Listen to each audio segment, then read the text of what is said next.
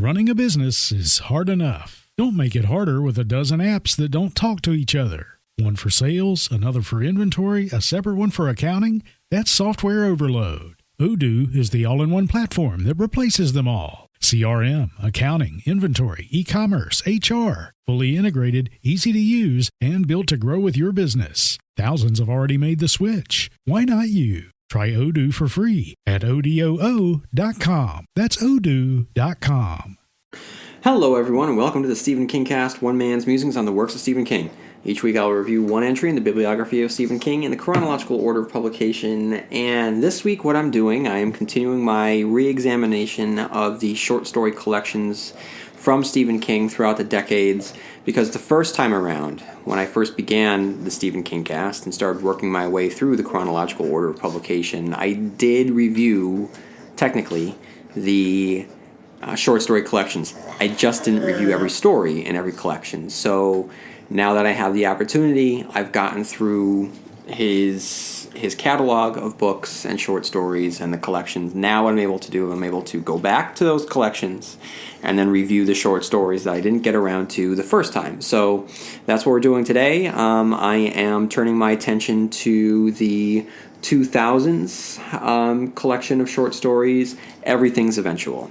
So I'm going to just get right to it, guys. No iTunes reviews this week, no emails this week, but feel free, if you do have emails and iTunes reviews, if you do want to leave a review on iTunes, head on over to Stephen Kingcast on iTunes, leave a review. It really helps me out. And at any point, if you have any thoughts on anything regarding Stephen King, your expectations and hopes for Hulu's upcoming Castle Rock series, what your thoughts are on Mr. Mercedes, thoughts on casting for It Chapter 2, The Outsider will be coming out by Stephen King, your thoughts on Sleeping Beauties, anything that has anything to do with Stephen King that includes Joe Hill, Owen King, whatever you want, or in the realm of horror, feel free to drop me a line at stephenkingcast@yahoo.com. But I'm not going to be reviewing any emails today, which means I'm going to get right to it, beginning with the short story, All That You Love Will Be Carried Away. And I'm going to read the Wikipedia summary so we have a basis upon which I can build my analysis. Alfie Zimmer, a traveling salesman peddling gourmet frozen foods, pulls into a Motel 6 in Nebraska for the night. He settles in and pulls out a revolver, ready to commit suicide because he can't go living the way he had been living. Alfie has a hobby of recording strange bathroom graffiti, which he has discovered on many long, lonely travels. He starts noting down scrawls on the walls that attracted his attention, gradually becoming fascinated with them. During his solitary travels, he has come to regard these voices on the walls as his friends. Something to think about during the long drive, something precious and important, something that spoke to him. Alfie decides that a shot in the mouth is easier than any living change, but every time he puts the gun into his mouth, he worries that leaving the notebook filled with bizarre ramblings behind will make him seem insane to whoever finds his body. Alfie wants to write a book about the graffiti, even coming up with the great title, but knows the telling would hurt. While standing in the freezing cold of the winter's night, sobbing to himself, Alfie decides on a plan. If the lights of a farmhouse behind the motel reappear through the snow before he counts to 60, he will write the book. If not, he will toss the notebook into the snow, then go inside and shoot himself. The story closes with Alfie standing near the field outside the motel, starting to count, thus leaving the ending to the imagination. Though the ending was changed due to the request of a magazine publisher, no one knows the true ending except for them and King. My review. Sometimes King presents a horrific portrait of terror. But with stories like All That You Love Will Be Carried Away, he gives you a tight character study. In this case, we get a look at Alfred Zimmer, the traveling salesman, in what could be of one of King's loneliest stories. Its subject matter is both tragic and humorous. A man about to commit suicide will never not be sad, but the fact that it's nestled in the observations of bathroom graffiti is delightfully specific. We might not be able to latch on to the state of depression resulting in suicidal ideation, but we've all seen bathroom poetry and sage-like wisdom scrawled on the walls while we've used the toilet. So by giving us a character whose only source of passion and friendship comes from these writings both makes us chuckle while reinforcing that sense of loneliness.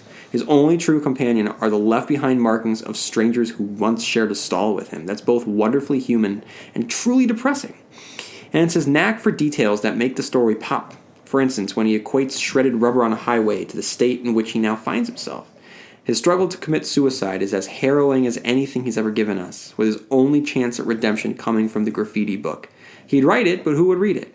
Linking the writing process, or more specifically, the doubts from the writing process, to the content found within a bathroom is a clever way of a writer's concern that the quality of their writing is, wait for it, shitty.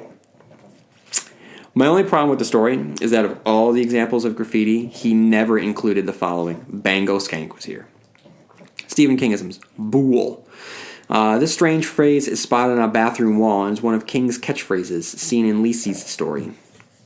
Number 2, bathroom observations. King is able to take the bathroom and make it come alive, as he has done in The Night Flyer, The Moving Finger, The Shining, Dreamcatcher, and others. He isn't afraid to shy away from placing his characters in a setting whereupon we meet our most basic needs. Traveling salesman. We've seen the traveling salesman before, not specifically this one, but archetypes, most recently in Chattery Teeth. Up next, we have the death of Jack Hamilton. The story is written in the first person. Homer Van Meter, member of John Dillinger's gang, tells of the slow, painful death of the fellow gang member Jack Hamilton. Van Meter begins by describing Dillinger's death outside the Biograph Theater at the hands of FBI agent Melvin Purvis's men, as well as addressing the theory that it wasn't actually Dillinger who was killed. Van Meter debunks the theories, citing that the causes for arguments happened during witnessing the death of Jack Hamilton. During his getaway from a shootout at the Little Bohemia Lodge in Wisconsin, Hamilton is shot by police, the bullet lodged in his lung, eventually creating a gruesome case of gangrene. Hamilton is refused treatment by Joseph Moran, and Van Meter and Dillinger take Hamilton to stay at the home of Volney Davis and his girlfriend Rabbits, 2 members of Ma Barker's gang, as well as Ma's sons Arthur. King's narration spares no detail as the man lapses into dementia before his agonizing but merciful expiration. My review. So, I'm glad that King writes these type of stories. It's clear that stories like this and The Last Quarter, Dolan's Cadillac, these are passion projects for him. Though he might be a horror writer, the man loves his crime stories. And if writing them means it keeps his mental blade sharp, then I'm all for it. But personally, try as I might, and this is my fault as a reader, I tend to zone out with these stories. As I said in my review of Nightmares and Dreamscapes, I loved revisiting that story, but with this historical piece of fiction, I just couldn't get into it. Certainly, I couldn't get into it to provide a significant opinion, or any opinion, truly, for that matter. I try and keep my reviews as objective as possible, but there's only so much objectivity you can possess. I mean, if you don't personally prefer horror stories, you'd be hard-pressed to be objective when reviewing them. Same here for me with this type of crime story. I just can't plug in. It's well written, it's got great character work, but it just fails to hold my interest. Whether that's because of my personal bias or his inability to hook me with these types of stories, I can't say, maybe a little bit of both. Up next, we have In the Death Room. From Wikipedia, Fletcher, a former reporter for the New York Times, has been captured by members of a South American dictatorship. The story begins as he is brought in the titular death room for interrogation about an allegedly communist insurgency, which he has been supporting due to the government's killings of a group of nuns which included his sister. Fletcher realizes that his captors, despite their promises to the contrary, will not let him leave the room alive. During the course of the interrogation, Fletcher manages to keep calm and hatches a desperate plan to escape, which, to his surprise, actually works. He fakes an epileptic seizure, and the captor struggles to save him, steals a gun. After killing 3 of his captors and maiming one, he escapes the death room. Fletcher, having no way of knowing if the gunfire was heard, starts up the stairs to see if he can escape. The story ends with a man, almost certainly Fletcher, buying a pack of cigarettes at a newsstand kiosk in New York. Review. With a story about something called the death room, King had to paint a picture for it to work, and he manages to do this in spades. From right off the jump, he's able to create a sense of palpable dread. In fact, it's reminiscent of the feelings invoked within Eli Roth's Hostel, a movie not without its faults, but when it's time to make you feel vulnerable and helpless, he does just that. This is a tight, tense, claustrophobic thriller that places you squarely in Fletcher's predicament. It riffs on tropes that you might have seen 1,000 times, but it doesn't mean that it doesn't make you sweat. And King makes this his own because he's able to place you in the mind of Fletcher with such clarity from passages like the following. Fletcher watched them and waited, knowing that the woman was telling Escobar he was lying. Soon, Heinz would have more data for his paper, certain preliminary observations on the administration and consequences of electrifying the shit out of reluctant interrogation subjects. Fletcher discovered that the terror had created 2 new people inside him, at least 2 sub-Fletchers with their own useless but quite powerful views on how this was going to go. One was sadly hopeful, the other just sad. The sadly hopeful one was Mr. Maybe They Will, as in maybe they really will let me go. Maybe there really is a car parked out in the street 5th of May, just around the corner. Maybe they really mean to kick me out of the country. Maybe I really will be landing in Miami tomorrow morning, scared but alive, with this already beginning to seem like a bad dream. The other one, the one that was merely sad, was Mr. Even If I Do. Fletcher might be able to surprise them by making a sudden move. He had been beaten, and they were arrogant, so yes, he might be able to surprise them. But Ramon will shoot me, even if I do. If you went for Ramon, managed to get his gun, unlikely but not impossible, the man was fat, fatter than Escobar by at least 30 pounds, and he wheezed when he breathed. Escobar and Heinz would be all over me before I shoot, even if I do. The woman, too. Maybe, she talked about moving her lips, she might know judo or karate or taekwondo as well. And if he shot them all and managed to escape this room, there'll be more guards everywhere if I do. They'll hear the shots and come running. Of course, rooms like this tended to be soundproof, for obvious reasons. But even if he got up the stairs and out the door and onto the street, that was only the beginning. And Mr. Even If I Do would be running with him the whole way, for however long his run lasted. The thing was, neither Mr. Maybe They Will or Mr. Even If I Do could help him. They were only distractions. Liza's increasingly frantic mind tries to tell itself. Men like him did not talk to themselves out of rooms like this. He might as well try inventing a third sub-Fletcher, Mr. Maybe I Can, and go for it. He had nothing to lose. He only had to make sure that they didn't know he knew that. This episode is brought to you by Peloton. The new cross-training series balances your workouts with 15-plus workout types for endless movements on and off your equipment. Stay motivated with weekly personalized plans that guide you from beginner to expert and push past your goals with routines tailored to you. Get the new cross-training series. Terms apply. Running a business is hard enough, so why make it harder with a dozen different apps that don't talk to each other? One for sales, another for inventory, a separate one for accounting. Before you know it, you are drowning in software instead of growing your business. This is where Odoo comes in. Odoo is the only business software you'll ever need. It's an all-in-one, fully integrated platform that handles everything. CRM, accounting, inventory, e-commerce, HR, and more. No more app overload. No more juggling logins. Just one seamless system that makes work easier. And the best part, Odoo replaces multiple expensive platforms for a fraction of the cost. It's built to grow with your business, whether you are just starting out or already scaling up. Plus, it's easy to use, customizable, and designed to streamline every process, so you can focus on what really matters, running your business. Thousands of businesses have made the switch, so why not you? Try Odoo for free at odoo.com. That's ODOO.com. Up next, we have LT's Theory of Pets. This story is told from the first-person perspective about a working-class husband who recalls a story by LT, a chatty co-worker who recalls the brewing trouble behind his marriage, attributed to the pets purchased by LT and his wife. His wife purchased a dog for LT, which in turn disliked him instantly and sided with the wife, while LT purchased a cat for his wife, who immediately took to LT. Instead, despite the fact that the dog and the cat got along fine, LT and his wife continuously argue, adding some irony. LT's wife then leaves him and says she had gone to her mother's, but she never arrives. King reveals that she had taken the dog with her, and that her car had been found abandoned on a roadside in Nevada. The only thing found was her dog axed to death. It's revealed that a serial killer is on the loose in the area who kills women by use of an axe known as the Axe Man. LT still has hopes she is alive, though it's unlikely. My review, I can't really say much about it, so I'm going to just read what King said about it.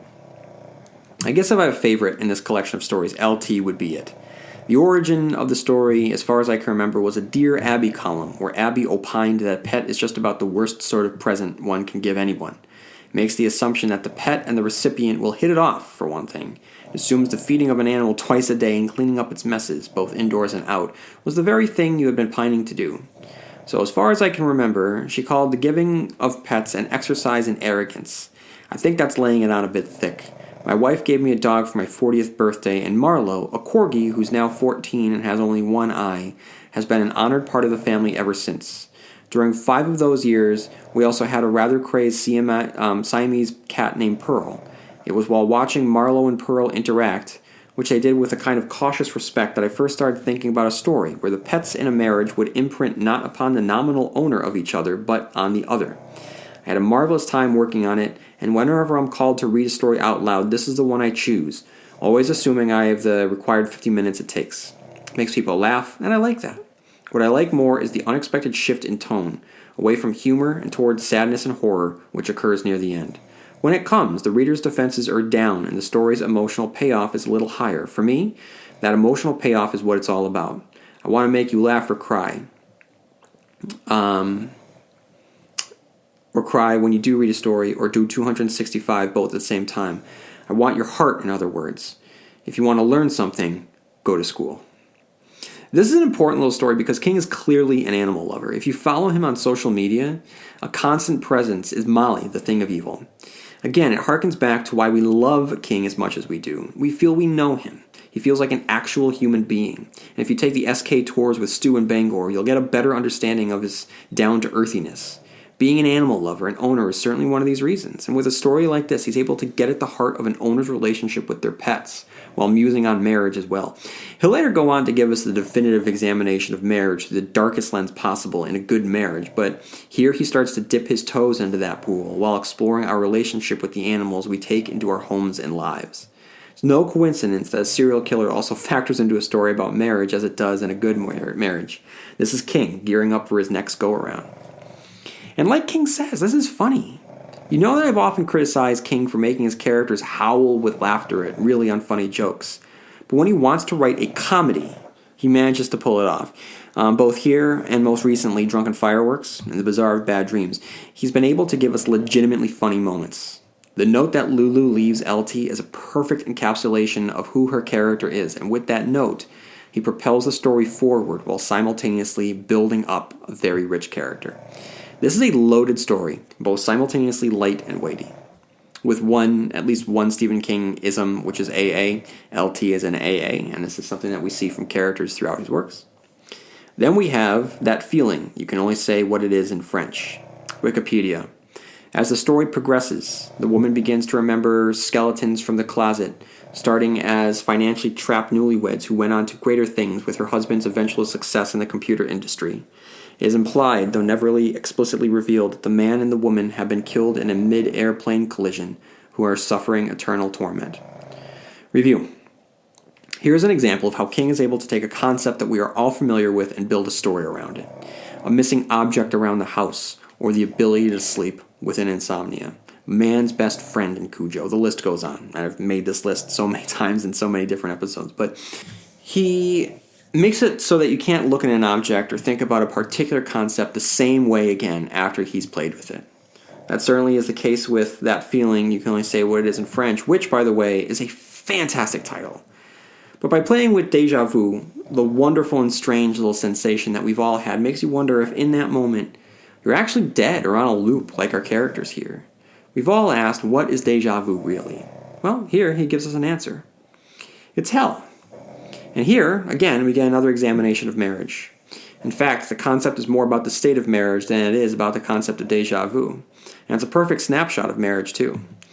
After all, after so many years together, routines get so firmly entrenched that the days can very easily seem the same. And for our character, after 25 years of that, it feels like hell. Now, by all accounts, King has been in what appears to be a happy marriage for decades, a marriage that has weathered his addictions, his near death, has yielded 3 children and grandchildren, so it seems that things worked out for him and Tabitha, or more importantly, he and Tabitha made it work. But there's a truth to these stories about marriage, and this is why they're so potent. So we have a couple Stephen Kingisms. 1, the unlucky traveling couple. We have seen this before with Children of the Corn. Desperation. You know they've got a hell of a band. If you are a couple in a Stephen King story, watch out. The second Stephen Kingism is marriage. LT's Theory of Pets. Lisi's Story, A Good Marriage, and others. Easter eggs. Hell is repetition. I would have included this in the Stephen Kingisms because it's more of a theme carried over from Storm of the Century, but he straight up quotes it again in the afterword to this story, so I'm including it here. Up next, we have Riding the Bullet from Wikipedia. Alan Parker is a student at the University of Maine who is trying to find himself. He gets a call from a neighbor in his hometown of Lewiston, Maine, telling him that his mother has been taken to the hospital after having a stroke. Lacking a functioning car, Parker decides to hitchhike up the 120 to the 120 miles south to visit his mother. His first ride is with an old man who continually tugs at his crotch in a car that stinks of urine. Eventually frightened and glad to escape the vehicle, Alan starts walking, thumbing his next ride. Coming up upon a graveyard, he begins to explore and notices a headstone for a stranger named George Staub. In German, Staub means dust, which reads, "Well begun, too soon done." Sure enough, the next car to pick him up is George Staub, complete with black stitches around his neck where his head had been sewn after being severed and wearing a button saying, "I rode the bullet at the Thrill Village, Laconia."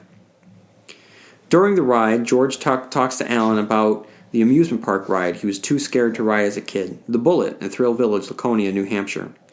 George tells Alan before they reach the lights of town, Alan must choose who goes on the death ride with George, Alan or his mother. In a moment of fright, Alan saves himself and tells him, "Take her, take my mother." George shoves Alan out of the car. Alan reappears alone at the graveyard wearing the "I rode the bullet at Thrill Village" button.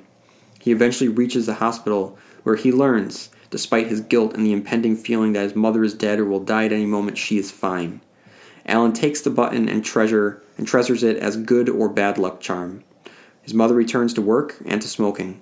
Alan graduates and takes care of his mother for several years, and she suffers another stroke. One day, Alan loses the button and receives a phone call. He knows what the call is about. He finds the button underneath his mother's bed, and after a final moment of sadness, guilt, and meditation, decides to carry on. My review.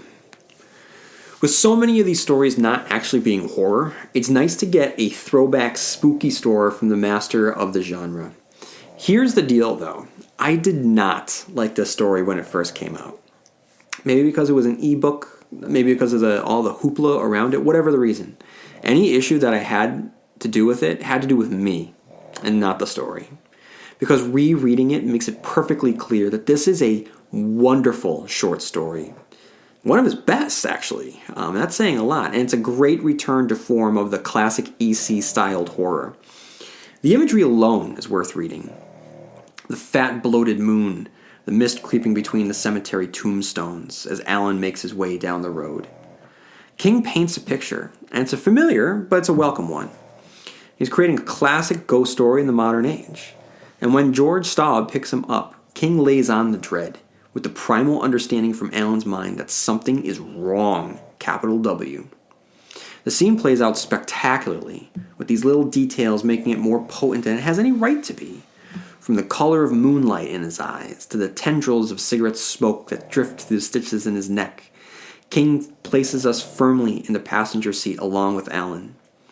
And when the charade is over, the conflict begins. Alan has to make a choice. Who is going to accompany the undead driver, Alan or his mother? And what are the choices he has to make? The reader is caught in the shameful guilt right along with Alan. How could he? How dare he? How dare he choose his own life over his mother's? But who can say that they would answer when faced with the same choice, when your own life has barely just begun? Regardless, what comes next is unexpected and sweet. His mother doesn't die. Instead, she continues to live her life, and Alan does not take her for granted. Stephen Kingisms. Hitchhiking. We've seen it before in Nona and Chattery Teeth and other stories. The moon. We've seen this in Wizard and Glass, Regulators, and others. The catchphrase, "Fun is fun and done is done." This is on George Staub's tombstone. The catchphrase is a well-seen Stephen Kingism. Car crash. Come on. Again, we have a car crash that features prominently in this story. Number 5, we have a supernatural creature taunting a character with the death of a family member. It's very specific, but this was seen in The Man in the Black Suit. That immediately springs to mind. We have mothers and sons. Larry and his mother, Jack Sawyer and Lily Kavanaugh, Queen of the Bees. We have some Easter eggs. Harlow, Castle Rock, and Castle View are all mentioned. Up next, we have Lucky Quarter.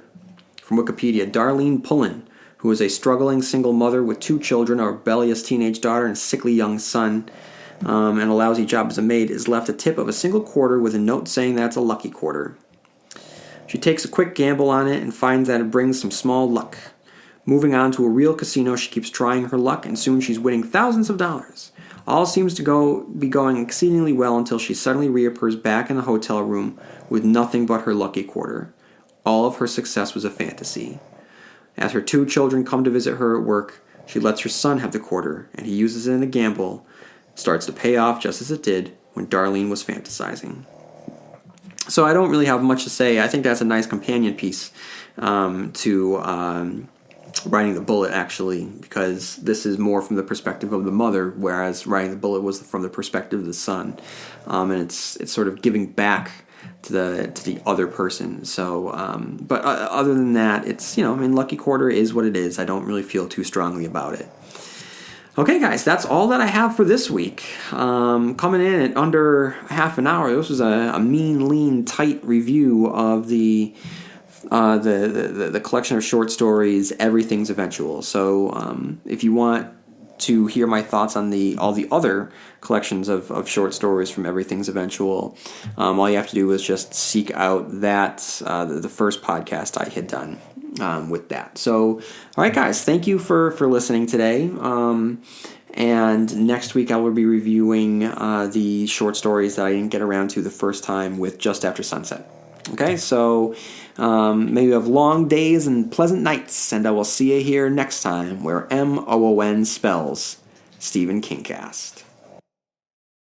It's tax time, y'all. If you want to file free, this next one's for you. Now taxes is so free. Terrible tax, free edition only. Roughly 37% of filers qualify. Simple form 1040 returns only. How this is taxes. Love that jam. Up next, commercials. Intuit TurboTax Free Edition. See if you qualify at turbotax.com/free. No schedules except for Earned Income Tax Credit, Child Tax Credit, Student Loan Interest, and Schedule 1A.